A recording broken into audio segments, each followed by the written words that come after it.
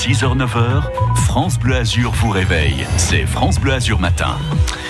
Comme vous, nous vivons sur la Côte d'Azur et France Bleu Azur, c'est la radio qui suit votre quotidien. Les pros, les commerçants, profitez de notre antenne. Et on est avec une indépendante, comme on dit. Ça fait libre ce mot, mais ce sont surtout des professionnels sans filet de protection. Pas de travail, pas d'argent. Bonjour Géraldine. Oui, bonjour. Vous êtes graphiste, vous êtes créative et vous êtes donc indépendante à Cavalère-sur-Mer.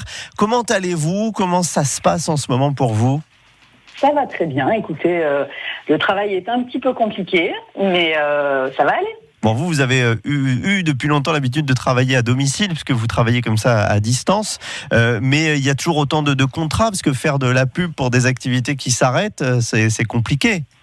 C'est beaucoup plus compliqué, étant donné qu'en fait, je travaille principalement avec des sociétés donc, qui sont saisonnières. Ouais.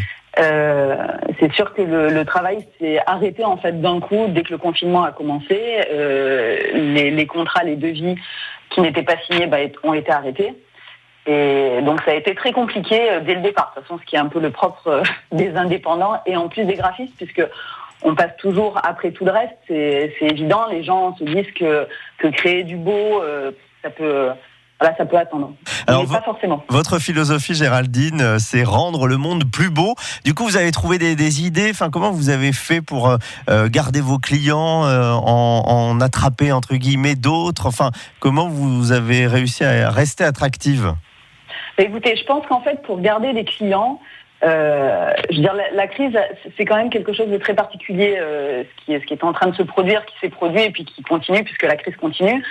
Je pense qu'en fait, au départ, c'est peut-être tout bête ce que je vais dire, mais il fallait juste être humain, c'est-à-dire s'intéresser juste aux clients en fait et savoir comment ils allaient eux personnellement, professionnellement, ouais. Et pas forcément essayer de vendre quelque chose et juste s'intéresser aux gens. Je pense qu'en fait, c'est ce que ça nous a un petit peu appris aussi cette crise. Donc déjà, pour fidéliser les clients, je pense qu'il faut être là et leur montrer qu'on est là, même dans ces moments difficiles.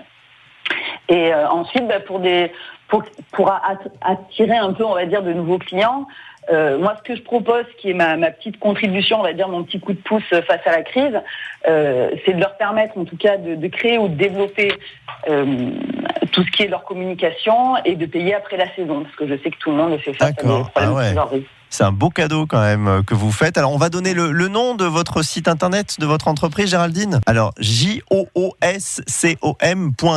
pour votre adresse internet.